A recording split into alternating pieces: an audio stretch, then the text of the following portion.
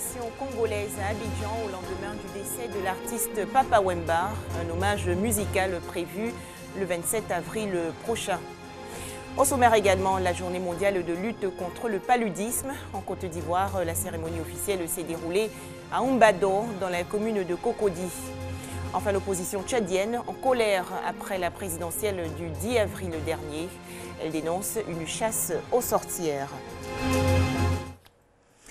Bonsoir à tous et bienvenue si vous nous rejoignez sur RTI 2. Des membres de la famille de l'artiste Papa Wemba, dont son épouse Marie-Rose, dite Maman Amazon, et une délégation congolaise sont arrivés aujourd'hui à Abidjan.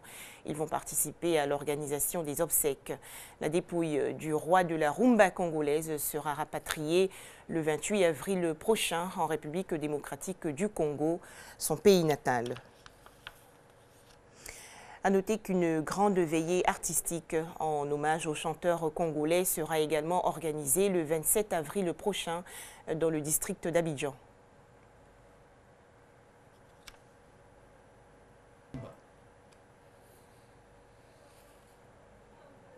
Rumba s'en est allé le micro à la mer. Il est décédé alors qu'il était en concert au Festival des musiques urbaines d'Anoumabo, à Anoumabo dans la commune de Marcouri. Le destin a voulu que ce monument de la musique africaine meure hors de son pays, la République démocratique du Congo. Né le 14 juin 1949 à Libefou, dans le Sankuru, province du Kasaï oriental en République démocratique du Congo, Papa Wemba fortifie sa voix dans une chorale religieuse. À la mort de ses parents, il s'oriente vers la musique populaire quinoise sous le pseudonyme de Jules Presley. Nous sommes au milieu des années 1960. En 1969, il participe à la création avec d'autres artistes du Zaï, aujourd'hui République démocratique du Congo, de Zaïko Langalanga. En 1977, il décide de faire cavalier seul. Il crée donc le groupe Viva la Musica, un label qui va l'accompagner dans toute sa carrière. En 47 ans de carrière, Papa Wemba a sorti 45 albums. Sa disparition est donc une grosse perte pour la musique congolaise et l'Afrique. Et comme un artiste ne meurt jamais, Jules Shungun Wemba Diopene Kikumba, dit Papa Wemba, continuera de vivre à travers ses nombreuses œuvres. Vive la musique!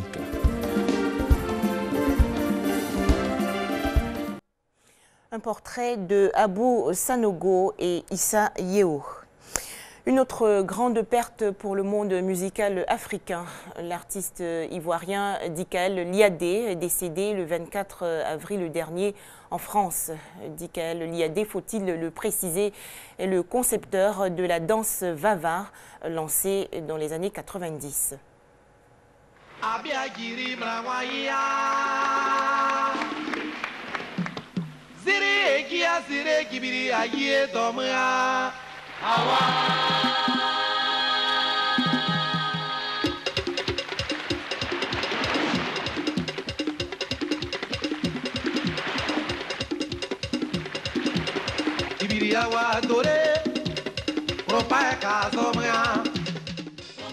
Il a été révélé au public ivoirien par cette chanson Djibril dans les années 90, au moment où le polyrythme musical de l'ouest de la Côte d'Ivoire fait parler de lui dans tous les points chauds du pays.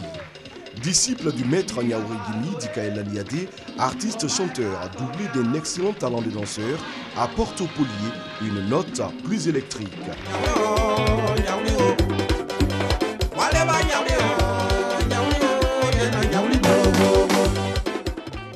Véritable bête de scène, il connaît tout de suite le succès, sa musique plaît et le public l'adopte.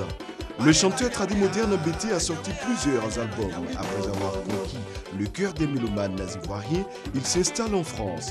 L'artiste est décédé à Paris. Le corps de Dikaël Liadé, à l'état civil Lago Ibo Justin, a été retrouvé ce dimanche 24 avril à son appartement de Paris. Il serait mort quelques jours avant, selon certaines sources. Le père du Vava, Dikaël Liadé, était aussi le fils d'une icône de la musique tradimoderne BT, Lago Liadé Émile, le maître du Tourou, qui a su inculquer à son fils le talent et l'art de la musique.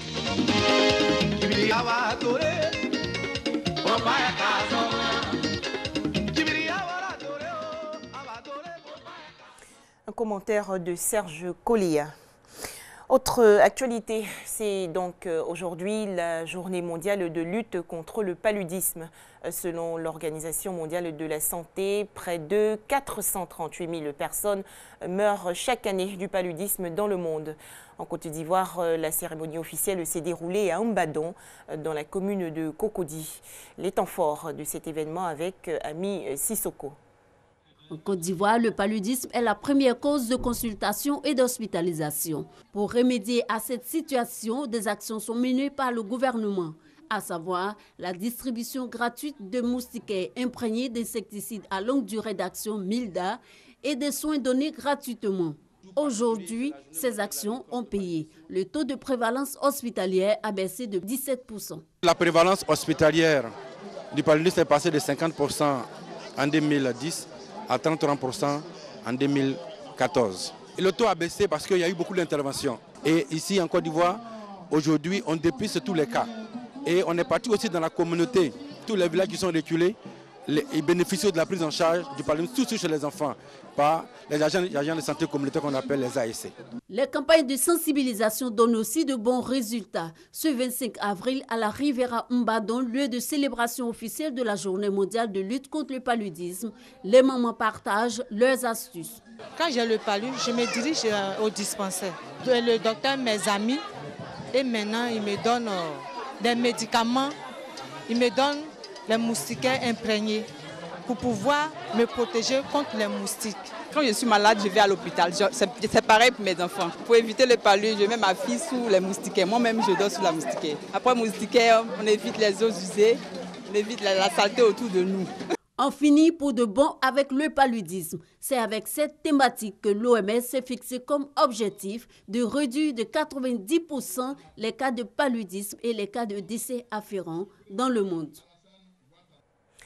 Le Brésil va pouvoir souffler un peu car selon l'Organisation mondiale de la santé, l'épidémie de Zika est aujourd'hui en régression dans ce pays. Une baisse probablement liée à la fin de l'été. L'OMS apporte une autre bonne nouvelle.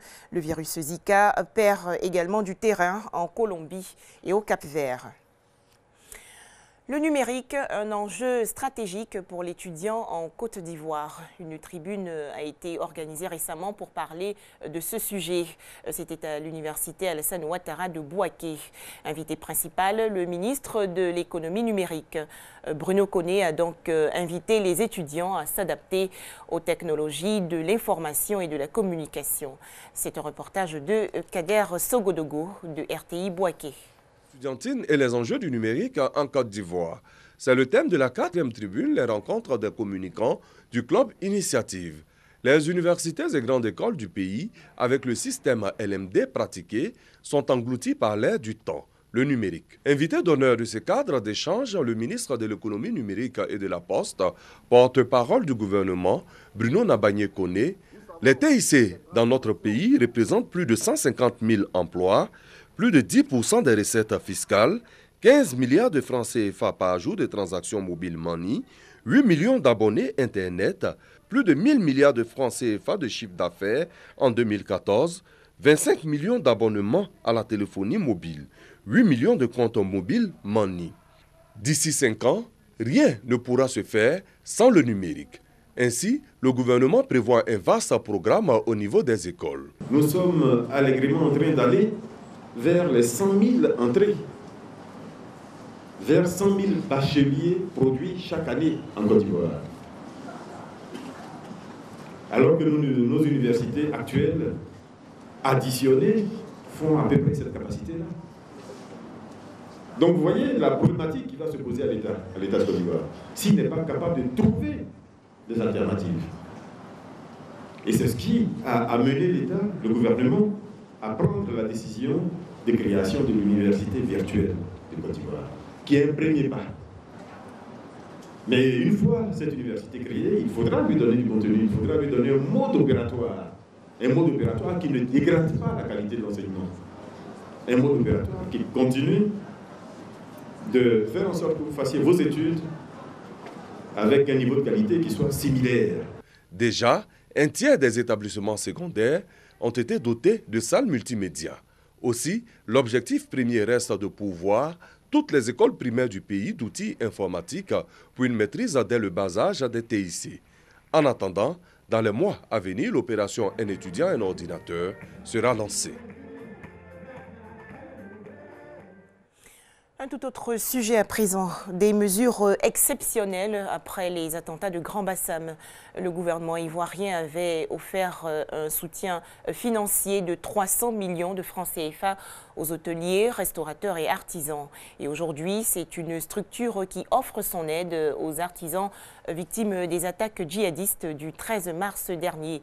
Une exposition dénommée Art Bassamois a été initiée.